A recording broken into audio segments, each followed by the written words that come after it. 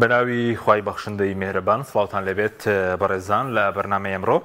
قسە لەسەر هۆکاری بایکۆتی پارتی دەکەین لە هەڵبژاردننی پەرلەمانی کوردستان کە ئەمڕۆ بە فەرمی پارتی ڕایگەیاندووە بایکۆتی هەڵبژاردننی پەرلەمانی کوردستان دەکات. ئەم بایکۆتەی پارتیش دوای بڕیارەکانی دادگای فیدراڵی دێت بە تایبەت لەسەر پرسی هەڵبژاردن نەمانی کورسی کۆتاکان، هەروە کردنی هەرێمی کوردستان بە چوار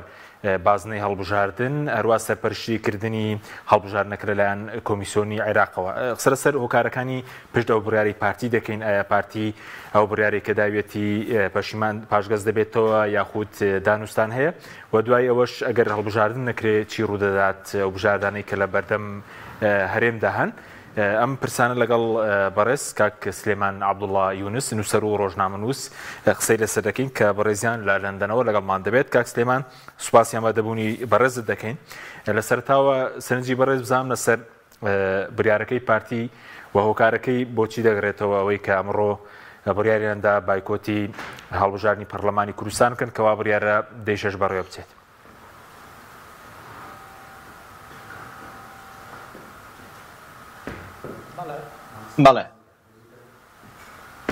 بەڵێ کاک سلێمان گوێت لە ئێمە بوو؟ چونکە جەم لێت نەبوو بە تەواوەتی حەقیقەت. لەسەر هۆکارەکانی بایکۆتی هەڵبژاردن لەلایەن پارتیەوە فەرموو. زۆر سپاس سڵاو لە بینەرانی ئێوە کە حەکیم جان، سپاس دەکەم بۆ دووبارە بانکەشکردنی من. ڕاستەکەی ئەم بڕیارەی پارتی بڵێن بڕیارێکی شۆک نەبوویان مفاجئ نەبوویان لەپڕ نەبوو بۆ من لانیکەم بەشێک لەوانەیە کە چاودێری دۆخی هەرێمی کوردستان و عێراق دەکەن. لە ماوەکانی ڕابردوو لە ماوەی دوورودێژی ڕابردوودا پارتی چۆتە تونێڵێکەوە کە تونێڵەکە یەکسەر بووە، ماوەیەکە ینی لەو تونێڵە یەکسەرە گەیشتۆتە کۆتاییەکەی و پێویستی بە پاشەکشەیە. بۆ خۆتان دەزانن پارتی پێشووتر لە بیدایەتی پێکەنانی حکوومەتی عێراقدا ڕۆیشتە ناو هاوپەیمانەتێکەوە. هاوپەیمانەتەکە یەک بە دوای یەکدا تووشی ئاکام و ئەنجامی خراپ بوون. ئەوە دەبینی ڕۆتی سەدر لە پرۆسی سیاسی عێراق بە تەواوەتی کشایەوە و دوای ئەوە دەبینی تا حەلبوسی کە کوتکەی دووەمی هاوپەیمانەتەکە بوو لە هاوپەیمانەتەکە تووشی لێپرسینەوە بوو لە پەرلەمانی عێراق و سەرنجام سەرۆکاتی پەرلەمانی لەدەستدا و دوای ئەوەش هێشتا پارتی ینی تاوەڕێی هاوپەیمانەکانی نەکرد لە پڕ چووە ناو هاوپەیمانێتێکی ترەوە، ینی کە هاوپەیمانەتی پێکەنانی حکوومەتی سوودانی و بە سەرۆکاتی چوارچەوەی هەمانگی و لایەنەکانی دیکە. لەو هەڵپەیەی پارتی بۆ لێستاندنی پۆست و پێگەکانی بەغدا لە لانی کەم لە یەکێتی و لایەنەکانی دیکە بێگومان ئەم ئەنجام و ئاکامانە دەدا بەدەستەوە کە هێشتا دەیبینین. بۆیە من پێم وایە ینی یەکێک لە هۆکارەکانی ئەوەی کە پارتی بەم دۆخە گەیان کە ئەمڕۆ بایکۆتی هەڵبژاردن بکات ئەوەیە کە پارتی چۆتە تونێڵێکی یەکسەرەوە و پێویستی بە پاشەکشەیە بۆ چونکە مەجای دەرچوونیە. خاڵێکی تر ئەوەیە کە لە ڕاستیدا پارتی لە ناوخۆیدا کێشەی هەیە بە هیچ شێوەیەک ئامادەی هەڵبژاردن نییە. قسەیەکەیە کە لە هەڵبژاردننی یان لە کۆبوونەوەی ڕابردووی مەکتەبی سیاسی پارتی دوای گەڕانەوەی کاک مەسرور بارزانی لە گەشتەکەی دەرەوەیدا نیگەرانی خۆی دەربڕیوە لەسەرەوەی کە سەرۆکایەتی هەرێم بۆچی واژۆی لەسەر وادەی هەڵبژاردن کردووە، چونکە پارتی نەمانی کۆتاکان بە مەترسی لەسەر خۆی دەزانێت، بۆ خۆ دەزانی پارتی پێشتر لە ڕێی کۆتاکانەوە براوی مسۆگەر بووە، ئێستا ئەمەی لەسەر نەماوە و شێوازی هەڵبژاردن گۆڕراوە. و قسەیەکەیە کە یان زانیاریەکەیە کە پارتی لەوە دەترسێکەم هەڵبژاردنەی دابێ دەستا و دەستی دەسەڵات لەنا خۆیدا بێنەتە ئاراوە. ئەمەش مەترسی لەسەرم ئاڕاستەی کە ئێستا حکومڕانی پارتیە دروست کردووە. بۆیە من پێم وایە پارتی دەیەوێ کێشەکانی دەرەوەی ناوی خۆی چارەسەرکە بە دروستکردنی کێشە لە دەرەوەی خۆیدا و بۆ خۆش دەزانی ئێستا لە هەرێمی کوردستان لە بەردەم پێنەدانی موچەدا ئێستا پارتی پێویستی بەوە نییە کە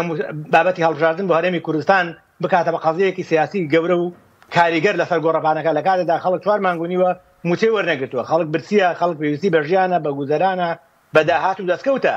یعنی پێویست پارتی پێویستی بۆیە کە ئاورێک لە بەرپرسیارەتەکانی ناوخۆی بداتەوە نەک لەوەی کە ئەم هەڵبژاردنە چی بەدەستێنیانتی بۆ دەکات. طبعاً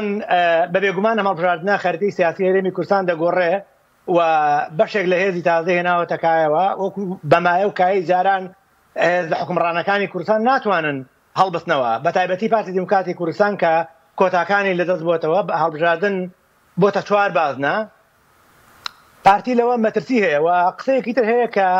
ململانە هەیە لەسەر گەڕانەوەی خێزانی ئیدریس بەرزانی بۆ کای بەڕێوەبردننی پارتی دیموکراتی کوردستان و ململانەیە بێ لە نێوان ئەو ماڵباتە گەورەی کە سەرۆکاتی پارتی دیموکراتی کوردستان دەکات کە ماڵباتی بەرزانیە ململانەیەکە لە نێوان خێزانی مەسعود بەرزانی و خێزانی ئیدریس بەرزانیە چونکە ئەوەی کە زانیاریە یان ئەوەی کە چاوەڕێکراوە لایانی دەرەکی لایانی ناوخۆیی ڕایگشتین بەشێکی گەورە لە پارتی عێراقیەکان لەوانەیە بەشێک لە هێزە عێراقیەکان لەوانەیە ئێران و ئەمریکا کە لە زۆر شتدا ناکۆکن بەڵام لەسەرەوە کۆکن کە ئەم ئاڕاستەیە کە ئێستا پارتی دیموکراتی کوردستان بەڕێوە دەبا ئاراستەیەکی تاڕدەیەک توندا گرژە توانای حیواری لەگەڵ هێزەکانی کوردستان کەمە بۆ نمونە کاک حەکیم یەکێک لە داواکاریەکانی ئەم جارەی ئەمریکا لەوەبدی هەرێمی کوردستان بە سەرۆکاتی مەسعود بەرزانی بریتی بوو لەوەی کە پێویستە ینی یەک ڕێزی هەرێمی کوردستان بپارێزرێ ئەمریکا بە مەرجی یەک ڕێزی پشتیوانی لە هەرێمی کوردستان دەکات یەک ڕێزی بەوە ناکە یەکێتی و پارتی وەکو جاران بێن حکومەت پێک بێنن ففتی بە ففتی یان بە زیاد و کەم بەڵکو یەک ڕێزی لە هەموو شتێکی هەرێمی کوردستاندا یەک ڕێزی لە هێزە ئەمنیەکانی یەک ڕێزی لە هێزە هەواڵگیریەکانی یەک ڕێزی لە هێزی پێشمەرگا یەک ڕێزی لە داهاتی لە دەرامەتی لە ئاوی لە ئەرزی لە خاکی لە پێکاتەی لە قەراری لە بڕیاری لە هەموو شتێک هەرێمی کوردستان چونکە ئێستا هەموو شتێک هەرێمی کوردستان دوو بەشە بۆیە ینی من پێم وایە ینی ئەم پارتی توانای سەرکرداتیکردنی نەگەمێک ڕێزیە نییە بەڵکو خۆشی لەناو خۆیدا دوو ڕیزە لە ڕاستیدا بە شێوەیەکی گشتی دۆخی هەرێمی کوردستان دۆخی دەستکەوتەکانی هەرێمی کوردستان دۆخی قەوارەی هەرێمی دەستوری هەرێمی کوردستان کە بە خوێن و قوربانی هەزاران شەهید بەدی هاتووە لە بەردەم مەترسی گەورەدایە و هەموو ئاماژەکان بەرەو ئەوەین کە ئێمە دوو قوبروس یان دوو میرنشین یان دوو ئیدارەی بەداخەوە کەمتر لە قەوارەیەکی یەکگرتو ئاکام و ئەنجامەکەمان بێت دوای 3 ساڵ لە حکومڕانی خۆمان بۆیە ینی ئەم بڕیارەی پارتی بڕیارێکە ینی وەکو گوتم ئەوەیە کە کۆمەڵێک دەرەنجامی کۆمەڵێک وەکاری پێشووترە کە هێشتا لێکەوتەکانی بەدیار کەوتون باشە کاک سلێمان لێکەوتانە پێویست بەڵێ قسە لەسەر لێکەوتەکانیشی دەکەین بەس ئەو کاتێک کە نرسیمان بارزانی وەکو سەرۆکی هەرێم ڕۆژی هەڵبژاردننی دیاری کرد ینی خودی مەسرور بارزانی و سەرۆکی پارتیش لەگەڵ دیاریکردنی ئەو ڕۆژە نەبوون ئەی چۆن نرسیمان بارزانی دیاری کردووە کە جێگیری سەرۆکی پارتیشە کاک حەکیم یەکێک لە مشکلەکان ئەوەیە کە بڕیارەکان لە ژوور تاریکەکان دراون و ئەو زانیاریانە تا هێشتا وەکو خۆی نەهاتووە و ئەگەر بێگومان پارتی دیموکراتی کوردستان کە سەرۆکاتی هەرێم سەریان سەرۆکی هەرێم کارکتەرێکی گرنگی پارتی دیموکراتی کوردستانە ڕەزامەند بووە بۆ بڕیارە هێشتا پاشەخشی نەدەکرد لەم بڕیارە چۆخۆ هیچ لە ئەو لایەنەی کە باشۆی لەسەر ئەو بڕیارە کردووە سەرۆکی هەرێمە بەڕێ سەرۆکی هەرێم کارکتەری دووەمی پارتی دیموکراتی کوردستانە و کەسایەتێکی دیارە معنای ئەوەیە پارتی خۆ بە شەو ڕۆژێک بەم دە ڕۆژە گۆڕانکاریێکی گەورە لە هەرێمی کوردستان ڕووی نەداوە نەخێر لە بیدایەتەوە پارتی دیموکراتی کوردستان بەشێکی گرنگەوەی کە پارتی بەدەستە بەم واژۆکردنە ئەوەی کە زانیاری هەیە ڕازی نەبووە و پارتی ئامادە نەبووە بە تایبەتی بە کۆتاییهێنان بە کۆتاکان چونکە برانەوەی پارتی لە مسۆگەربوون زۆر دوور خستۆتەوە پارتی پێشووتر بە 11-0 دەچۆنە هەڵبژاردنەوە ئەو بێزگەلەوە لە بە شێوازی هەڵبژاردن بەو لستەی کە هەڵبژاردن دەکرا بەو کۆمیسیۆنەی کە سەرۆکاتی دەکرد بەو هێزە ئەمنیانەی کە دەنگەکانی دەگواستنەوە ینی گومانێکی گەورە لەسەر ساختەکاری هەبوو و سەرۆکی پێشووی بەرلەمانی کوردستان کە لە لستی یەکێتی و بە ئاشکرای باسی زۆرنەیەکی مزەیەفی کرد زۆرنەیەکی ساختەی کرد وەم زۆرنەیە ساختەیە دەمێکە باسی لێ دەکرد لەبەرەوە پارتی یەک دەست و یەک دەنگ نییە لەسەر دیاریکردنی هەڵبژاردن پارتی یەک دەست و یەک دەنگ نییە لەسەر پەیوەردیکردن بە بەغداوە پارتی یەک دەست و یەک دەنگ نییە تەنانەت لە مامەڵەکردن لەگەڵ یەکێتی نیشتیمانی کوردستانیش کە هێزی سەرەکی و هاوپەیمانی سەرەکی بۆ لە مودەیەکی تاریخی داگرێت تۆ سەیر بکەی لە مەشهدە کۆمەڵاتیەکانی ماوەکانی ڕابردوونی زیکی سەیر بکەی دەبینی پارتی دوو دەستە دوو دڵە دوو ئیتیجاهە دوو تێڕوانێ لە مامەڵەکردن لەگەڵ چواردەوری خۆی ئەم چواردەوری خۆی لە ناوخۆی هێزە سیاسیەکانی کوردستانەوە بیگرە بۆ دەوروبەر کشاوە بۆ جیان کشاوە باشە بەس کەسلێمان ئەو بڕیارەی ئەمڕۆی پارتی پەیوەندی بەوەیە کە بەڕێز دەڵێت لە داهاتوودا پارتی لە ناو پەرلەمان زۆرینە نابێ و پەیوەندی بەو شوەیە کە بۆ داهاتوو پۆستی سەرۆکی حکوومەت بۆ خودی مەسرور بارزانی مسۆگەر نەبێت پەیوەندی بەوەیە ئەسڵی بڕیارەکە کڕۆکی بڕیارەکە من پێم وایە پارتی مەترسی لەسەر حکومڕانی پارتی نابیندرێ بۆ چونکە هەڵبژاردننی داهاتووی کوردستان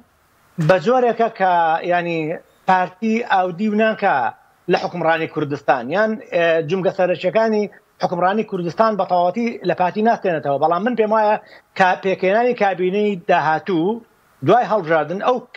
ئەو زمینەیە نابێت کە پارتی دیموکراتی کوردستان بژاردە بکە لە دیاریکردنی سەرۆکی هەرێم بژاردە بکە لە دیاریکردنی سەرۆکی حکوومەت بژاردە بکە لە گۆڕینی شێوازی سەرۆکاتی پەرلەمان بژاردە بکە لە دانانی ئەنجومەنی دادوەری لە هەرێمی کوردستان کورت و مختەتە هەرچوە دەسەڵاتە سەرنجەکان لە هەرێمی کوردستان لە سەڵاتی دەستی خۆیدا بمێنێتەوە بۆی زۆرایەتێکە 57 کورسی بوو بۆی کۆتاکانەوە بۆیە دوو نیگەرانی گەورە لە بەردەم پارتی دیموکراتی کوردستان نیگەرانەیەکیانەوەیە کە پارتی بە ئاسانی ناتوانێت جارێکی تر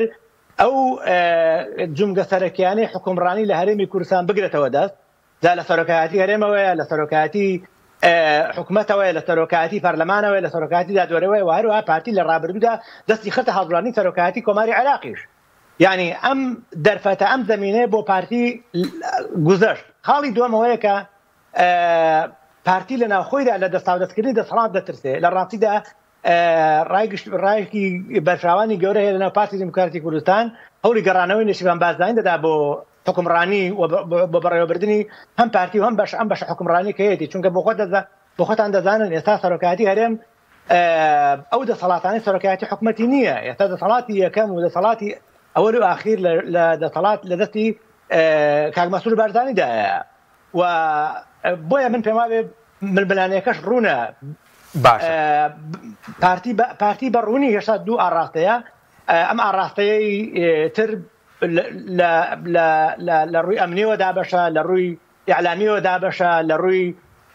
حتا شێوازی حکومڕانیەوە دابەشە کە پێشتر کابینەی ئەم کابینەی هێشتا حاکمی هەرێم کە ماوەیەکی بەسەر چووە ینی ئاساوارەکانی بەتەواوەتی کابینەی پێشخۆی سڕیەوە بۆیە ینی جیاوازیەکان زۆر بە ئاسانی زۆر بە ئاسانی ڕوون پەردەپۆش ناکرێن باشە پێ دوای ئەم بڕیارەی پارتی کە بەڕێز تۆکارەکەت گەڕاندەوە بۆەوەی کە لە داهاتوودا ناتوانێت بۆنەوە بە ئاسانی حکوومەت پێک بێنێ زۆرینی ناو پەرلەمان نابێ کورسی کۆتاکانی لەزداوە بەس پارتیت ینی هۆکاری پشتەوە کە پشتی بەسی بەستوایە هەوڵێکی ئیقلیمیە نێودوڵەتیە لەم بڕیارەدا یاخود وەکو سەردەمی ڕێفراندۆم بێ پشت و پەنا یاخود بڵێن پشتیوان و پشتگیری هەیە لە ئاسی نێودوڵەتیش بۆم بڕیارە کا حەکیم بەداخەوە پارتی لە خوێندنەوەی هەلو مەردەنا خۆی و دەرەچەکان باڵە چووە لە خاڵی یەکەمدا لە خاڵی دووەمدا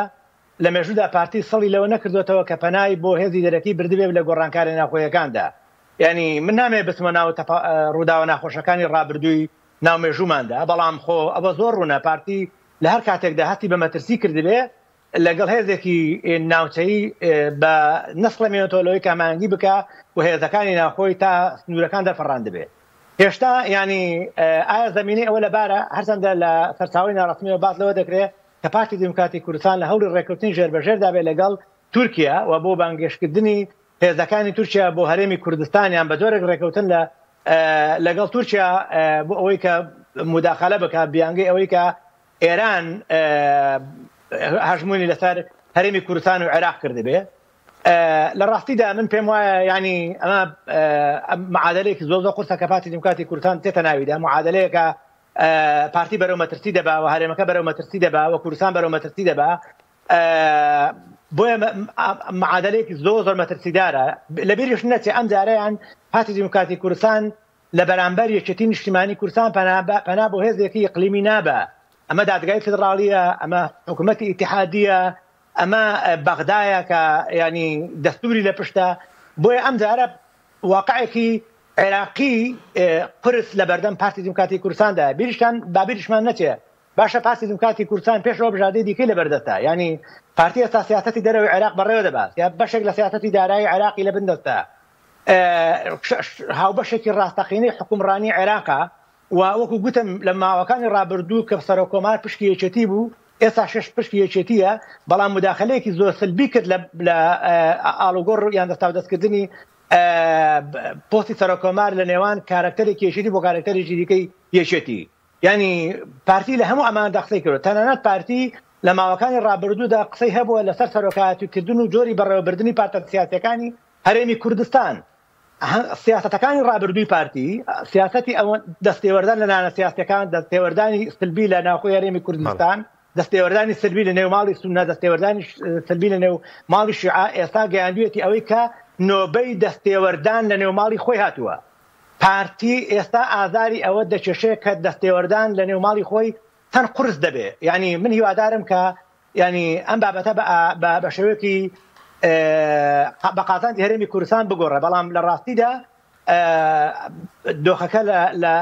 لە ئاستێکدا کە مەترسیدارە پارتی دموکراتی کوردستان سەرنجامی سیاسەتەکانی خۆی دەستنێتەوە بەچی مامەڵی لەگەڵ دەوروبەر کردووە هێشتا دەوروبەر بەو شێوەیە مامەڵی لەگەڵ دەکاتەوە بۆ خۆش دەزانی ینی تەنانەت لەگەڵ یەکێتی نیشتیمانی کوردستانیش کە ینی تکاوڕجاکان زۆربەی یان چاوی تکاوڕجا لەسەر بەڕێز کاک مەسعود بەرزانی بوو کە ڕۆڵی براگەورەیەک مەرجەیەک بدینێ بەڕیشی سپیەوە تارەسەری شێشە کەڵەکەبوانی هەرێمی کوردستان بکە بەڵام بە پێچەوانەوە هیچ کام لەمانە ڕووی نەدا و بە نەتیجە ڕیشەشەکانی پارتە سیاسەکانی دیکە ڕوبەڕووی پارتی بوونەوە و گەیشتنە دۆخی ئەمڕۆی کوردستان بۆیە من پێم وایە ینی بەڵێ بە بۆچوونی بەڕێزت ئێستا پارتی لەم چی دەست دەکەوێت ئایا قازانج دەکا بژاردەکانی بەردەمی یاخود وەک وەرێمی کوردستانیش چی ڕوودەدا ئەگەر هەڵبژاردن نەکرێ یاخود قازانجی زیاترە لە زیانی بۆ پارتی ئەم بڕیارەی ئەمڕۆی وەڵا پێش هەموو شتێک کاک حەکیم ئەم بڕیارە بە زیانی هەرێمی کوردستانە ئێمە لە قازانجی حزبەکان زیادوکەمی حزبەکان خەڵکی کوردستان دەستکەوتێکی گەورەی نییە یەکێتی قازانج دەکا پارتی قازانج دەکەن لایەنە ئیسلامیەکان قازانج دەکەن ئەوەی نوێ قازانج دەکا ئەمە بەلایەک ئەمە قازانجی حزبایەتیە ئەمە بەدوا قازانجە گەورەکەی کوردایەتیدا دەگەڕێین لە هەموو ئەو حرەکاتانە کە پارتە سیاسیەکانی هەرێمی کوردستان دەیکەن بە تایبەتی کە پارتی ڕێبەرایەتی هەرێمی کوردستان دەکا هەر حرەکەیەکی بازی قورسی هەرێمی کوردستانی بەدوادا دێ بێگومان ینی لەم ئاڵۆزەی کە ئێستا دێتە ئارادا لە عێراق موچەی موچەخۆرانی هەرێمی کوردستان درێژتر دەبێتەوە پەکەوتنی پرۆسەی سیاسی لە عێراق لە کاتێکدا هەرێمی کوردستان ناتوان نەوتی خۆی بفرۆشێت داهاتە ناخۆیەکان دیار نین شەفاف نین و خەڵکی کوردستان لە ئەو پەڕی نەهامەتی و نەکبەتیدایە ینی ئێمە لە زیانە گەورەکەی خەڵکی کوردستان دەترسین و ئەوە بێجگەلەوەی کە ینی بەڕاستی پێم بڵێ زەحمە نەبێ دوای بایکۆت چی پارتی دوای بایکۆت چی دەکا پارتی دوای کشانەوەی پرۆسەی سیاسی چی دەکا ینی با مشتێکی کە بۆ کاک حەکیم و بینەران باز بکەم باشە کشانەوەی ڕەوتی سەدر ئەکام و ئەنجامەکان لە ئەمڕۆی عێراق چییە؟ کوانێ ئەکام و ئەنجام و دەستکەوتەکانی کشانەی و ڕەوتی سەدر پاشەکشەی سونەکان لە حکومڕانی سونەکانی بەرەوشوێ بردووە بۆیە بەدڵنیایە و پاشەکشەی پارتی دموکراتی کوردستان لە هەڵبژاردن لە بایکۆتی هەڵبژاردن بە زیانی پارتی دموکراتی کوردستان دەبێ بەڵام من پێم وایە پارتی دموکراتی کوردستان لەمە ئامانجی ئەوەیە کە سنوورەکان تۆق بکاتەوە دوئیداری دروست بکە واقعێک بتەسبێنە کە یەکێتی نیشتیمانی و هێزەکانی دیکەی سلێمانی ناچار بکە کە هەڵبژاردن لەو ناوچەیە بکەن کە پێشتر پێی دەگوترا دەڤەری سەوز ئەو کاتە هەڵبژاردن لە دەڤەری سەوز بکرێ و هەڵبژاردن لە دەڤەری زەر نەکرێ ئۆتۆماتیکی دوو ناوچەی لە یەکتر جیاوازمان دەبێت کە یەکیان هەڵبژاردن تیاکراوە یەکیان ناوچەکانی خۆی نوێ کردوێتەوە ئەوی ترە ناوچەکانی خۆی نوێ نەکردوێتەوە من پێم وایە پارتی لەوە دەترسێ کە ئەم فرە حزبی و ئەم ئازادیەی کە لەو سنوورەی یەکێتی دەستی پێ کردووە بۆ نمونە خۆپیشاندانی سەرتاسەری مامۆستایانی ناڕازی هی فەرمانبەرانی شوێنەکانی دیکە ئەم هەموو ئۆپۆزیۆنەگەلەی کە لە ناوچەی سەوز دروست بووە دەترسێ ئەم جارە لەم هەڵبژاردنە ئەم ئۆپۆزیسیۆنە پەل دەهایە بۆ هەولێر یعنی بە بێگومان ئەگەر هەڵبژاردن لە هەولێر بکرێت ئەو هێزە تازانەی کە ئێستا هاتوونە کایەکەوە دەنگی هەولێر و بادینان و ناوچەکانی دیکە دەبن پارتی دەیەوێت ئەو پاوانە دارشکە بە ڕێگای دیکە بە بیانگەی دەستوری بە بیانگەی مداخلەی سلبی یا مداخلەی نادەستوری دەنگەی فدراڵی پەک بخا دەزانێت هەڵمەتەکە هێزەکانی دیکە لە هەڵمەتن بۆ ناوچەکان بۆ لێستاندنی بەشێک لە کورسی دەستکەوتەکانی کە لە ماوەکانی ڕابردوودا لە ماوەی 30 ساڵی ڕابردوودا بەهۆی واقعێکی تاڵ بردوێتی باشە بەس کەسیمەوەکو بڵێن بڕیاری تر لەبارەی هەرێمەوە ئەگەر هەڵبژاردنەکە نەکرێ هەندێک وا خوێندنەوەی بۆ دەکەن بڕیاری تر بدرێ لەسەر حکوومەتی کاربڕێکەری هەرێم یاخود لەسەر ئایندەی هەرێم چاوەڕێ دەکرێت هیچ بڕیارێک بدرێ یاخود چاوەڕێ بکەن سکاڵا بچێتە دادگای فیدراڵی جارێکی تر لەسەر پرسی دواخستنی هەڵبژاردن؟ دەزانی ئەم بەیانەی کە پارتی دەری کردووە زۆر ڕوونە پارتی دەستی کرد بە نکۆڵیکردن یان لە دامپیانان بە ڕۆڵی دادگای فیدراڵی ئەمە کێشەیەکی زۆر قوڵ و گەورەیە بۆ هەرێمی کوردستان. هەرێمی کوردستان بە سەرکردایەتی پارتی دموکراتی کوردستان یاخی بووە لە دەستور و دادگای فیدراڵی لە هەرێمی کوردستان. بێگومان ئەمە ململانەیەکی ینی دەستوری و قانونی گەورەی بەدوادادێ. من پێم وایە ینی دۆخەکە بەرەو ئاڵۆزیەکی زیاتر دەڕوا بەڵام ئەو دووارەی دەکەمەوە ئایا ینی ئەو کارتانەی کە بەدەست هەرێمی کوردستانەوە چین ئەو کارتانەی بەدەست پارتی دموکراتی کوردستانەوە چین ینی پارتی دموکراتی کوردستان چۆن دەتوانێت ینی ڕوبەڕووی ئەم دۆخە ببێتەوە چۆن دەتوانێت هەڵبژاردن پەک بخابە تایبەتی کە قرار درراوە کۆمیسیۆنی باڵای سەربەخۆی هەڵبژاردنەکانی عێراق سوورە لەسەرەوەی کە لە کاتی خۆیدا هەڵبژاردن ئەنجام بدرێ و لە ئەمڕۆدا ڕایگەیان کە ئەم جێبەجێی بڕیارێکی دادگای فیدراڵی دەکا و ئایا پارتی دموکراتی کوردستان ئەگەر گریمان خۆی بایکۆتی هەڵبژاردننی کرد و هێزەکانی دیکە بە کۆی دەنگ چوونە ناو پرۆسی هەڵبژاردنەوە پارتی دموکراتی کوردستان چۆن مامەڵە لەگەڵ ئەمە دەکا ئایا تەلبەندی یان سنووربەندی ناوچەی زەر دەکا و ناهێڵە هەڵبژاردنی تیا بکرێ ئایا عێراق لەم نێوەندەدا ڕۆڵی چی دەبێ؟ من پێم وابێت دۆخەکە زۆر دژوار و قورسە و لە ئەگەر گریمان پارتیش ڕێگە بدە پارتی دموکراتی کوردستان ڕێگە بدە هەڵبژاردن بکرێ ئەوە لە هەداهاتوودا حکوومەتێک پێک دێ سەرۆکاتی هەرێمێک پێک دێ پەرلەمانێک پێک دێ کە بەبێ پارتی دموکراتی کوردستان دەبێت چونکە پارتی دموکراتی کوردستان خۆی خۆبەخشانە دەچێتە دەرەوە لە پرۆسەی سیاسی لە هەرێمی کوردستان و عێراق یعنی ئەگەر پارتی دموکراتی کوردستان بەڵێ ینی باز دەکەی وەکو کارتێکی فشار بێ ئەم پرسی بایکۆتە تۆکو فشار دەیبینی یاخود وەکو بڕیارێکی کۆتاییە؟ ڕاستیەکەی لە ڕووی لۆژیکیەوە تەنها دەبێت فشار بێ ینی لە ڕووی لۆژیکیەوە ناکرێ ینی بڕیارێکی یەکلاکەرەوە بێ چونکە پارتی دموکراتی کوردستان لە تاریخدا ناتراوە کە هێزێکە پراگماتیکیەکی تێدایە و هێزێکە دەزانێت چۆن لە ساتەوەختەکانی خۆیدا بڕیار دەدا ئەگەر بەڕاستی ئەگەر ئەمە بڕیاری پارتی دموکراتی کوردستان بێ و پاشگەز نەبێتەوە لەو بڕیارانەی کە هەیەی یان تەنها تاکتیک و گوشار نەبێ پارتی بەرەو ئەنجامی دابڕان دەبا لە پرۆسەی سیاسی لە هەرێمی کوردستان و پارتی بەرەو دابڕان دەبا لە پرۆسەی سیاسی لە عێراق. پارتی لە ئێستا هێزی یەکەمی حکومڕانی هەرێمی کوردستانە ئەگەر پارتی بایکۆتی هەڵبژاردنی کوردستان نەکات خۆ دەبێ ینی ڕێگە بدات هەڵبژاردن هەرێمی کوردستان بکرێ ئەگەر ڕێگە بدا لە هەڵبژاردن هەرێمی کوردستان بکرێ معنای بۆ خۆی ئۆتۆماتیکی پارتی جومگە سەرچەکانی حکومڕانی کە 33 ساڵە بەدەستێتی ئۆتۆماتیکی بەدەبێتی دێڵێ معنای پارتی دەبێ ماڵاوای دەکات لە سەرۆکاتی هەرێم ماڵاوای دەکات لە سەرۆکاتی حکوومەت ماڵاوای دەکات لە سەرۆکاتی پەرلەمان پارتی پێویستە هێز ئەمنیەکانی هێزە پێشمەرگە تەکدارەکانی ڕادستی حکوومەتی داهاتوی هەرێمی کوردستان بکە. باش ئایا پارتی بەرگەی ئەمە دەگرێت پارتی بەرگەی ڕادستکردنی ئەمە دەگرێت چونکە بە شێوەیەکی قانونی دەستوری ئێمە لە هەرێمی کوردستان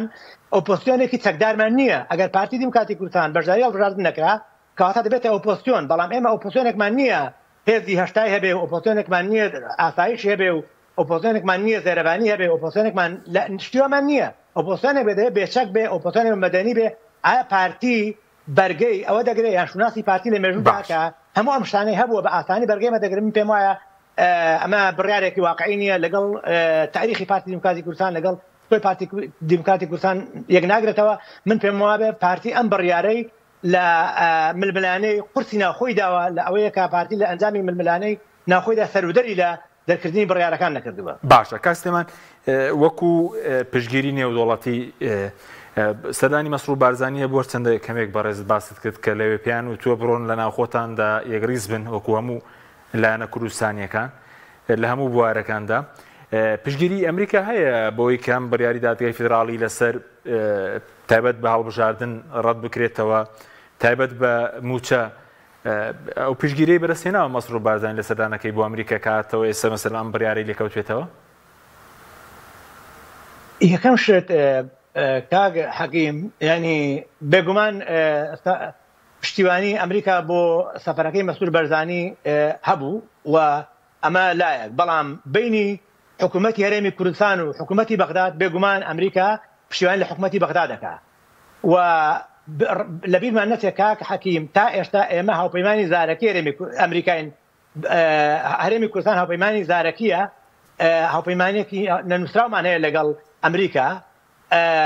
لە ڕێگەی دامەزراوەکانی خۆمانەوە بەڵام حکوومەتی عێراق هاوپەیمانێکی استراتیجی هەیە لەگەڵ ئەمریکا بۆیە من پێم وایە ینی ئەگەر هاتە سەر ئەوە ئەمریکا دەوڵەتانی ناوچەکە بە دۆست و ناریانەوە بە تورکیاشەوە وەکو ڕیفراندۆمەکە کۆکن لەسەرەوەی کە ئێمە ناتاری بەغداد بکەنەوە و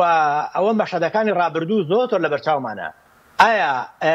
ئەمریکا لە پێناو هەرێمی کوردستان ئامادەیە جەنگی بەغدا بکە من بێگومانم کە نەخێر ئایا تورکیا لەسەر هەرێمی کوردستان یان لەسەر بەتەنیا لەسەر پارتی دیموکراتی کوردستان ئامادەیە شەڕ لەگەڵ بەغدا بکە من پێم وایە ئەمەشان قورسە پارتی لە خوێندنەوەی معادلە ناوچەی و نێودوڵەتیەکان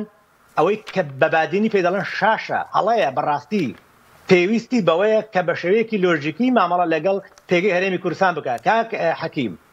دەسەڵاتدارانی هەرێمی کوردستان یان حکومڕانی هەرێمی کوردستان حکومڕانێتێکی نابوتە حکومڕانێتێکە لە ئاستی دنیادا کێشەی گەندەڵی هەیە کێشەی ئازادی هەیە کێشەی زیندانی سیاسی هەیە کێشەی دیموکراسی هەیە ناوبانگێکی جوانی نەماوە ئەمە کەس وا تێنەگا من لە دژی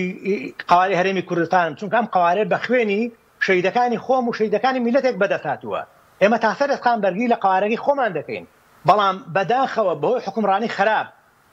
بەهۆی سیاسەتی چەوت بەهۆی نەخوێندنەوەی هەلومەرجی خراپی کوردستان بەهۆی بێمتمانەبوونی یان ئەو خەڕەندە گەورەی کە کەوتێتە نێوان ڕایگشتی هەرێمی کوردستان و حزبستاتیەکان بە تایبەتی پارتی دیموکراتی کوردستان و خەڵک دۆخێکی دروست کردووە کە من پێم وانییە ئێمە هێزێکی ئەوەندە ڕاست و ڕابین کە هەموو دنیا پشتگویاریمان بکات جگە لەوەش کاکە گیان ئەم هێزە ئێستا ماوەی ئەم حکومڕانێ ماوەی بەسەر چووە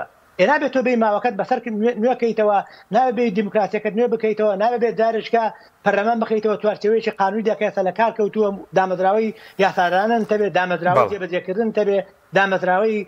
بەڕێوەبردنت سەرۆکایەتی هەرێم و دارشکە لەسەر بنەمایەکی تازە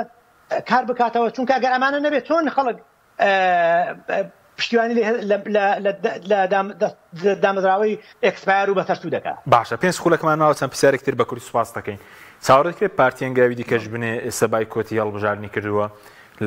لە بەغداش بکشێتەوە یاخود دوورەوە ئەوای وەکو گوتم ینی بۆ من ینی ئەمە دەکرێتە سەر پارتی دیموکراتی کوردستان من ناتوانم فاڵی ئەوە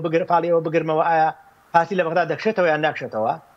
بەڵام بە بێگومان ئەگەر پارتی ئەم بۆچوونانەی لەسەر بەغدا لەسەر چوارچێوەی هەماهەنگی لەسەر دادگای فیدراڵی هەبێ معنایەک نامێنێت بۆی پارتی دیموکراتی کوردستان و وەزارەتی خارجی و پێگەگرنگەکانی دیکەی عێراق بەڕێوە بەرێ و ئەگەر پارتی بەڵام ئەگەر پارتی لە بەغدا کشایەوە ئایا پارتی بە ئاسانی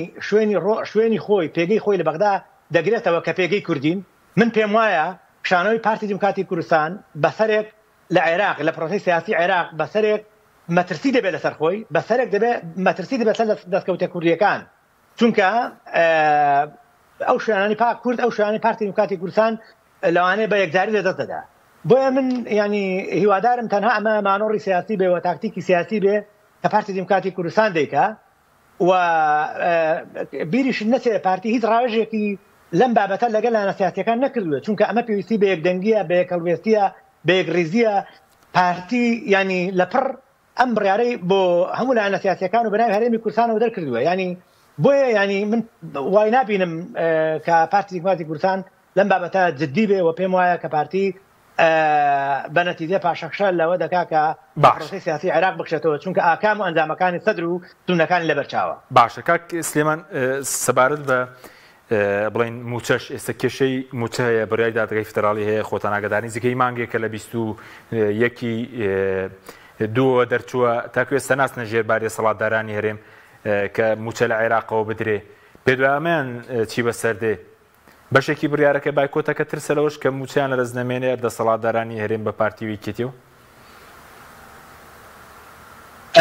وەڵڵاهی ئەوە ڕوونە کە پێدانی موچە هەرێمی کوردستان ئەولەویات بێدەبێت چونکە بێموچەبوونی کوردستان خەڵکی کوردستان گەورەترە لە ئەو دەستکەوتانەی کە پارتی و یەکێتی و لایەنەکانی دیکە بەدەستی دێنن بۆیە گرنگە و بەرپرسایەتی نیشتیمانی ئەوان بوو لە بابەتی موچەدا کەم تەرخەمی نەنوێنن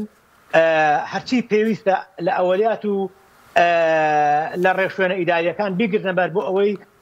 خەڵکی کوردستان موچەخۆری کوردستان مامۆستایان و فەرمانبەرانی هەرێمی کوردستان چی دیکە بێ موچە نەبن بەڵام بەڕاستی کاک حەکیم ئەمەش بابەتێکە کە لە